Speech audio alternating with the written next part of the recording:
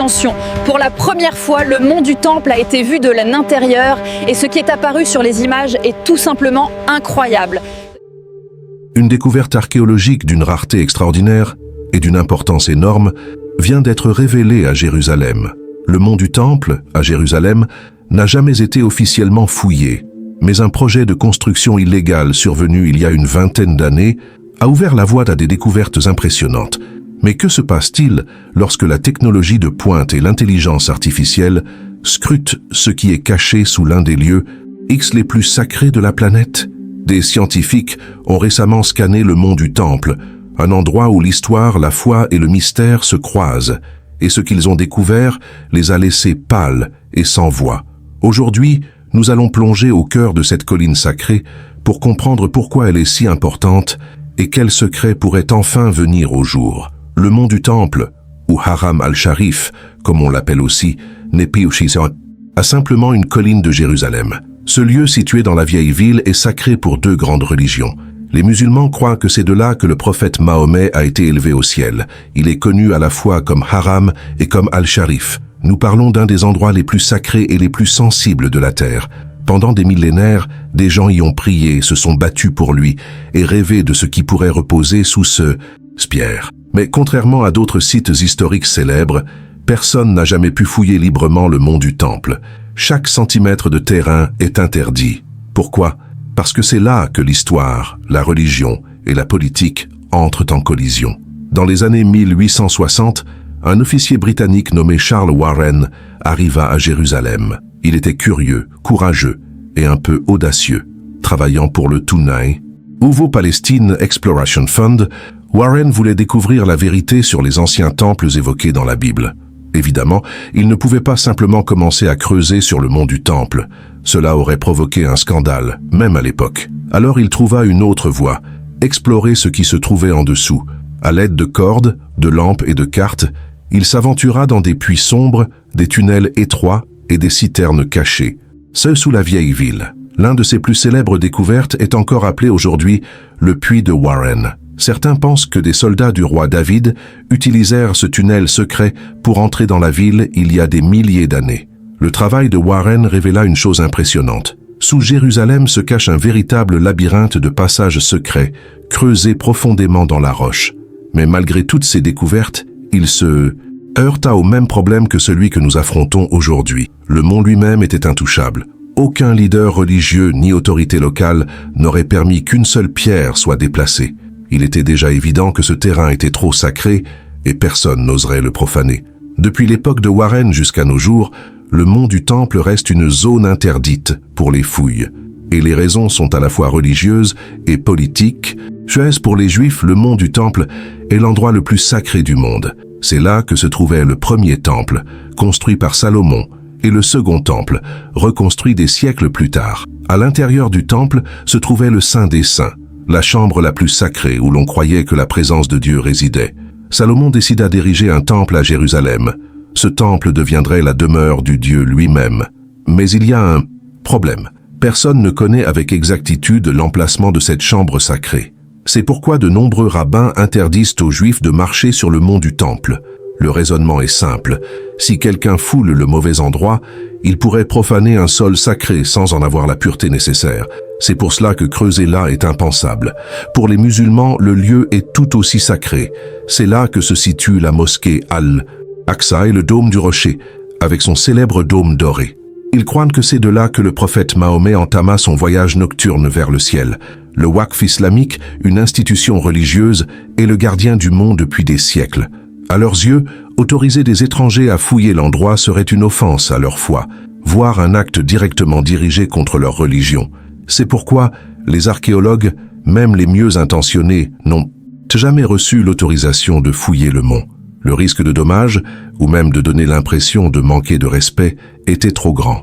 Ainsi, l'histoire du mont du Temple demeura enfermée sous la surface. Et comme si la religion ne suffisait pas, le mont du Temple est aussi un champ de mine politique. Pour les Juifs du monde entier, découvrir des preuves tangibles des anciens temples sous le mont serait inestimable, la confirmation ultime de leur histoire. Mais parfois, suggérer une recherche de ces preuves suffit à déclencher des tensions. Pour les musulmans, le mont est déjà une preuve vivante de leur histoire longue et sacrée. Ils voient l'intérêt extérieur pour le site comme une menace à leur droit sur ce lieu. Depuis 1967, après la guerre des 6 jours, le mont est placé sous contrôle sécuritaire israélien. La guerre des 6 jours est perçue par Béat Uku comme un miracle de proportion biblique, annonçant le début d'une nouvelle ère pour Israël.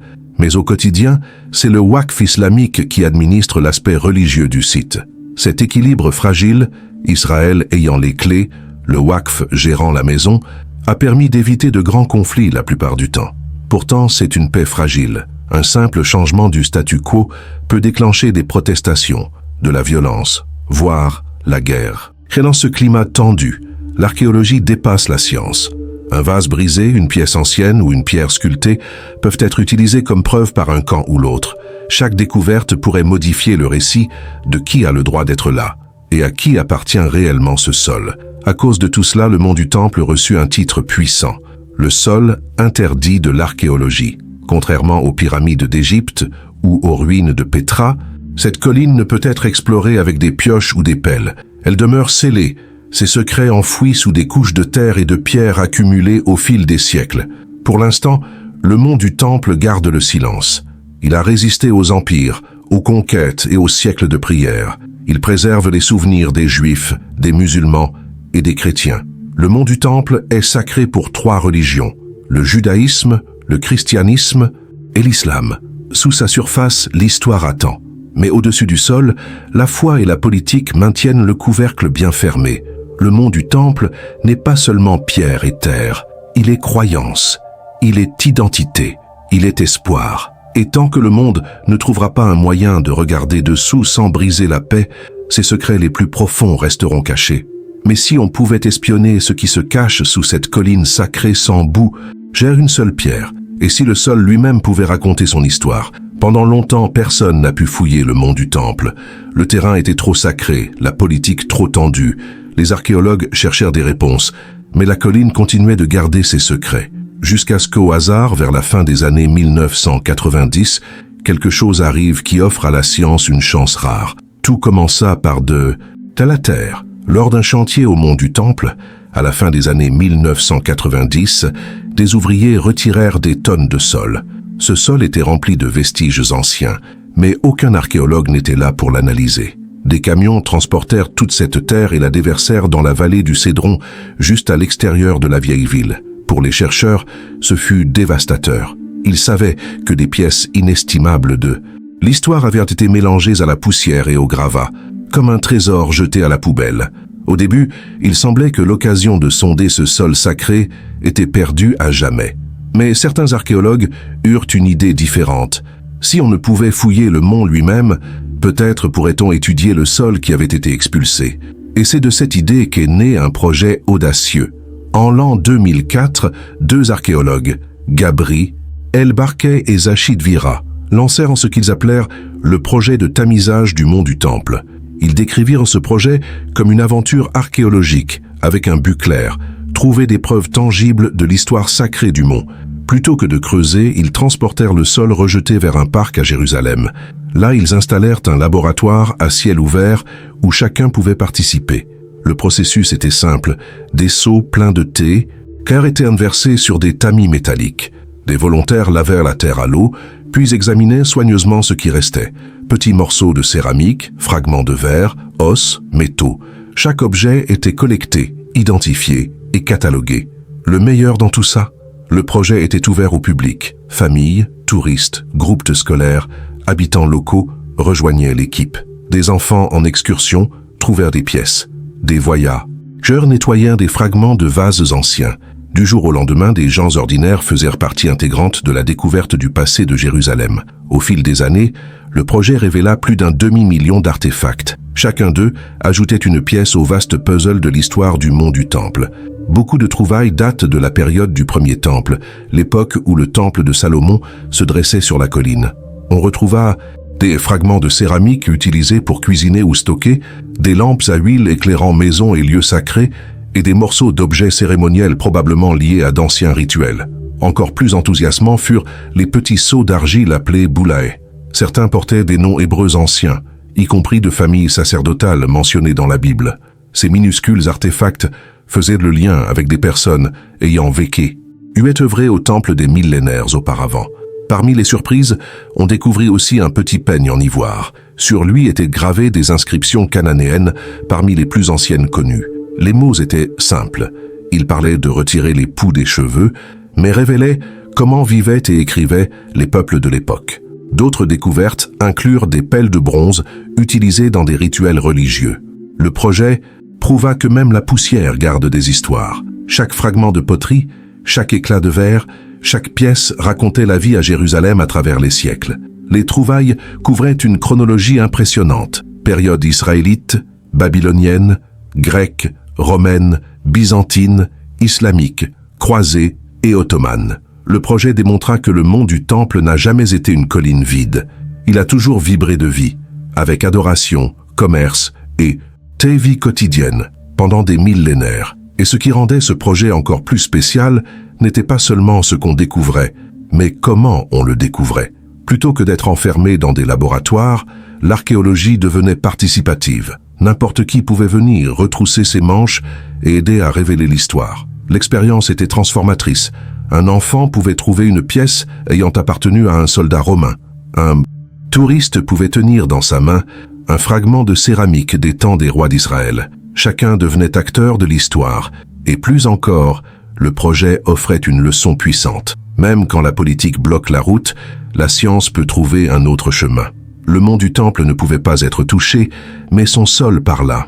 Les plus d'un demi-million d'artefacts révélèrent plusieurs vérités. Que le mont fut un lieu d'activité intense pendant des millénaires, qu'il confirmait des récits historiques sur le premier et le second temple, et qu'il dévoilait des objets liés à diverses cultures et religions. Le mont du Temple était véritablement un carrefour du monde ancien. En même temps, le projet réunissait des gens. Hommes et femmes de différents pays, religions et origines tamisaient ensemble ce sol sacré. L'histoire cessait d'être distante. Elle était là, dans les mains de chats. Que participants. Ce qui avait commencé comme une erreur, la terre rejetée à la fin des années 1990, se transformait en l'une des plus grandes révolutions de l'archéologie moderne. Plutôt que d'être perdue, cette poussière de pierre fut sauvée. Ces plus d'un demi-million de fragments racontaient des histoires de rois et de prêtres, de familles et de travailleurs, de foi et de vie quotidienne. Le mont du Temple en lui-même pouvait rester un terrain interdit, mais grâce au projet de tamisage, son sol avait déjà parlé, et ce qu'il disait était puissant. Cette colline avait toujours été vivante, pleine de foi, de culture et d'histoire. Pendant plus d'un siècle, fouiller le mont du Temple avait semblé impossible. La politique, la religion et la peur d'un conflit plus grand empêchaient tout archéologue de toucher ce sol sacré. Mais ces dernières années, une nouvelle approche donna à la science une voie inédite, une voie sans pelle ni pioche. Entre les années 2020 et 2024, des spécialistes utilisèrent l'intelligence artificielle et la technologie de radar à pénétration du sol pour scruter ce qu'il y avait sous le mont du Temple d'une manière jamais tentée auparavant. Le procédé associait radar souterrain, cartes anciennes et puissance de calcul moderne. C'était comme prendre une radiographie de la Terre. Ce radar fonctionne en envoyant des signaux dans le sol. Quand ils rebondissent, les ordinateurs les lisent et génèrent des images de ce qui est caché en dessous. Pris seul, ce radar a ses limites, mais couplé à l'intelligence artificielle, les scientifiques purent traiter les données plus rapidement et avec une précision inédite. L'IA comparait les scans aux cartes historiques, dont certaines dessinées sous le mandat britannique au début du XXe siècle. Ces cartes anciennes donnaient des indices sur des tunnels, des citernes et des structures déjà connues. Quand l'IA superposait les scans aux cartes, des détails cachés surgissaient. Les mêmes techniques avaient déjà été testées en Égypte. Des chercheurs avaient utilisé radar et IA pour découvrir des chambres invisibles dans les pyramides, sans bouger une seule pierre. Cette approche fut appliquée à Jérusalem, mais ici les enjeux étaient encore plus élevés. Chaque détail nouveau devait être étudié avec soin, car même l'indice d'une fouille pouvait déclencher une crise. Les résultats furent stupéfiants. Le radar révéla des structures souterraines d'une précision remarquable sous le mont. Murs droits, couloirs inclinés, vastes espaces vides. Rien de tout cela n'était naturel. C'étaient des constructions humaines. Certains motifs correspondaient à des zones marquées sur les anciennes cartes britanniques, confirmant que la technologie fonctionnait. Des lieux connus à l'origine seulement en dessin prenaient vie sous forme d'images numériques. Encore plus impressionnant, la découverte de chambres et passages jamais enregistrés. Les scans montrèrent des espaces assez grands pour contenir des salles, reliées par des couloirs étroits. Personne ne sait encore ce qu'abritent ces vides. Dépôts anciens, tunnels cérémoniels ou des parties des temples sacrés. Le point clé de cette méthode, aucun sol n'a été déplacé, aucune pierre n'a été soulevée, aucun outil n'a touché le site. Tout s'est fait par scan, cartographie et calcul. Dans un lieu où fouiller est interdit, c'était une percée. Pour la première fois, des scientifiques purent explorer les couches cachées du mont du Temple sans provoquer de conflit. Les scans, effectués entre 2020 et 2024, n'apportèrent pas toutes les réponses, mais ils ouvrirent un nouveau chapitre pour l'archéologie sacrée.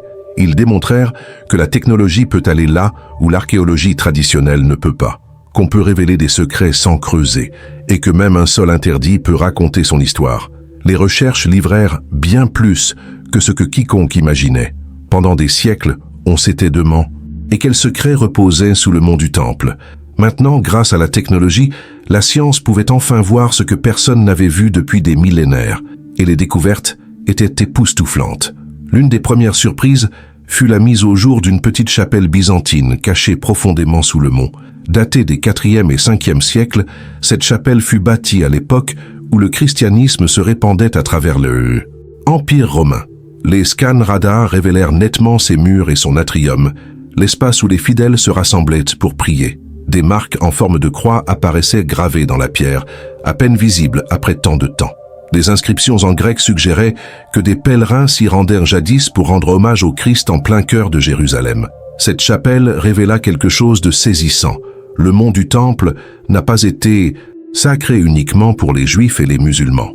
Il fut aussi un lieu de dévotion chrétienne, un point de foi partagé, même si, au fil de l'histoire, cette coexistence ne fut pas toujours paisible. Mais juste sous cette chapelle, les scans dévoilèrent quelque chose d'encore plus ancien. D'immenses blocs de pierre soigneusement taillés, appelés ashlars, émergèrent dans les images. Ces pierres monumentales sont semblables à celles utilisées à Lok, époque du roi Salomon. Ces blocs apparaissaient bien plus profondément que les structures byzantines, ce qui suggère que le mont fut reconstruit sur des fondations bien plus anciennes. Ce sont des indices concrets d'une construction sacrée antérieure à l'agrandissement opéré par Hérode au 1er siècle avant notre ère. Les analyses confirmèrent que la fondation sous la chapelle était de plusieurs siècles antérieure à l'époque héréodienne. Cela signifiait que ces pierres ne faisaient pas partie des rénovations d'Hérode, mais remontaient à une époque bien plus lointaine, probablement l'ère du premier temple. Cette découverte suffit à glacer d'émotion les chercheurs. Pendant des années, les preuves physiques du temple de Salomon furent sujettes à débat entre archéologues et théologiens, mais maintenant, les images souterraines semblaient confirmer ce que les textes bibliques affirmaient depuis toujours. Les scans révélèrent aussi un vaste système hydraulique souterrain.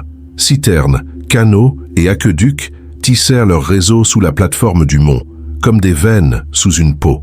L'ampleur était gigantesque, bien plus grande que ce qu'on avait osé imaginer. Ce n'était pas une structure bricolée, mais un système hautement planifié. Les canaux acheminaient l'eau vers des réservoirs, et des conduits permettaient de réguler le flux et la pression, adaptant la quantité d'eau aux besoins.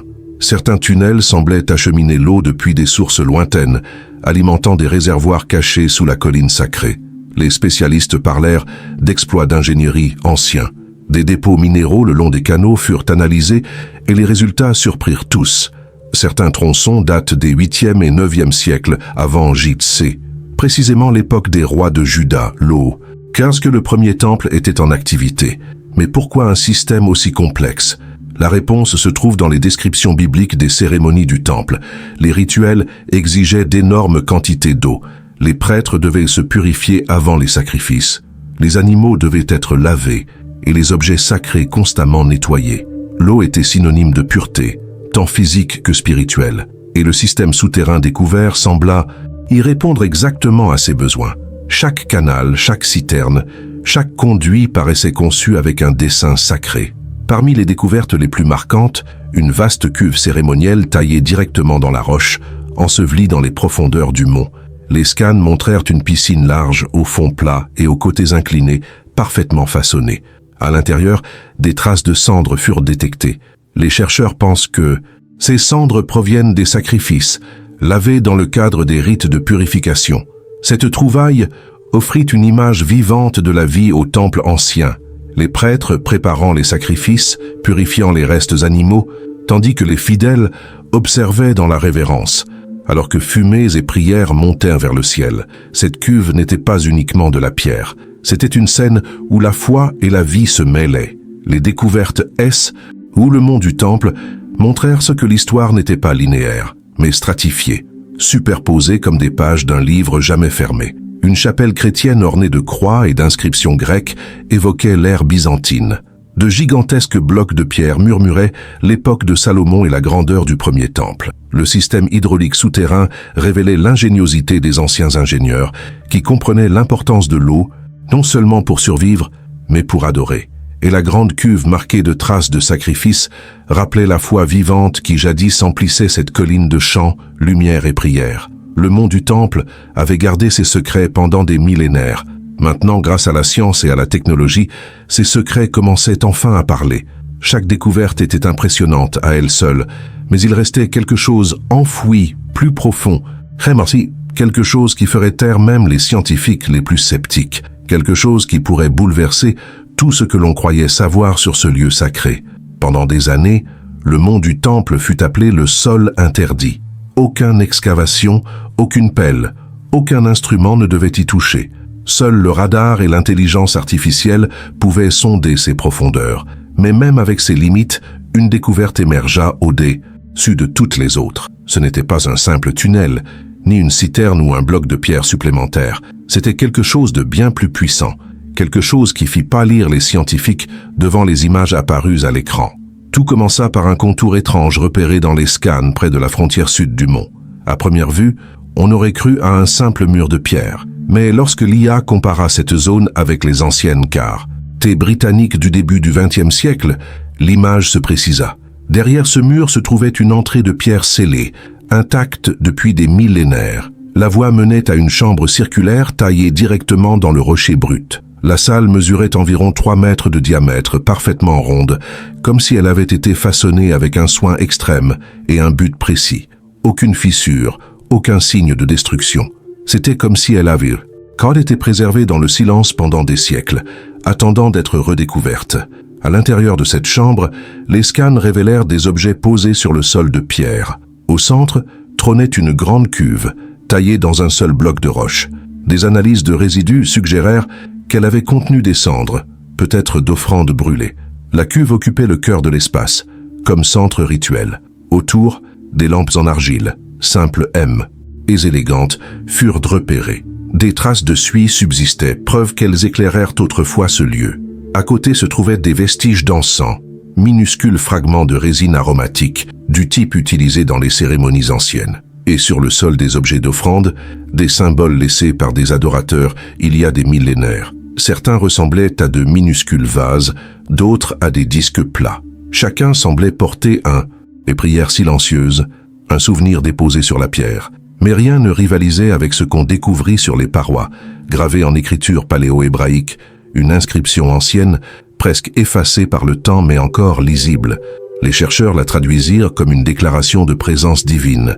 C'était comme si les mots eux-mêmes marquaient cet espace comme le point de rencontre du ciel et de la terre. Pour beaucoup, ce fut le moment qui changea tout. Si la traduction était correcte, cette chambre pourrait être liée au Saint des Saints, l'endroit le plus sacré du premier temple, celui qui, selon les Écritures, abritait la présence du Dieu. Les scientifiques, ayant analysé les images, furent saisis de révérence et de crainte. Ils comprirent le poids de leur découverte. Le Saint des Saints n'était pas une simple pièce ancienne, il était le cœur spirituel du judaïsme, le lieu où le grand prêtre pouvait pénétrer une fois par an, à la date du grand pardon, pour offrir des sacrifices pour la nation. Découvrir une chambre correspondant si parfaitement à cette description, scellée depuis des millénaires, dépassait toute attente. Certains chercheurs versèrent des larmes, d'autres restèrent en silence absolu. La frontière entre légende et réalité s'était amenuisée. Si cette chambre était vraiment liée au Saint des Saints, Ou serions devant l'une des découvertes archéologiques les plus marquantes de l'histoire. Elle relierait les pierres du mont du Temple au récit sacré. Elle donnerait du poids à l'idée que le mont n'est pas qu'une colline, mais le lieu où l'humanité touche le divin. La cuve aux cendres parlait des anciens sacrifices, les lampes parlaient de lumière dans l'obscurité, les restes d'encens parlèrent des prières montant vers le ciel, et l'inscriptie, en mural, proclamait la présence de Dieu même. Chaque détail s'emboîtait comme un puzzle sacré. La chambre reste scellée à ce jour. Personne n'y est entré. La découverte existe uniquement dans des scans, des cartes et des données. Mais même sans ouvrir l'entrée, le message est clair. Sous le mont du Temple repose une pièce qui pourrait être le point le plus proche que l'humanité ait jamais atteint du Saint des Saints. Elle attend, en silence, Koh, sa dame depuis des millénaires. Une chambre scellée, des lampes anciennes, des mots sacrés gravés dans la pierre. Mais sont-ce vraiment la preuve du légendaire premier temple? La science a-t-elle enfin résolu l'un des plus grands mystères de l'histoire? Le mont du Temple resta silencieux pendant des siècles. Maintenant, grâce à la science, ces secrets commencent à parler. La technologie nous a permis de regarder en dessous sans déplacer une seule pays. Qu'hier, et ce que nous avons vu est une histoire écrite en strates. Une chapelle byzantine, des murs cyclopéens dignes du temple de Salomon, un système hydraulique pour les rituels de purification, et en profondeur, une chambre scellée, peut-être le cœur spirituel du monde ancien. Le mont du Temple n'est pas seulement un monument, c'est un pont entre ce que nous savons et ce que nous croyons, entre ce qui fut et ce qui pourrait advenir. Et tant que cette chambre restera verrouillée, gardant dans le silence son secret, elle restera un rappel éternel. Il y a des mystères que la technologie peut révéler, mais que seule la foi peut vraiment comprendre. Sous ces pierres anciennes dort l'histoire de rois, de prêtres et de prophètes, et peut-être l'empreinte du divin lui-même.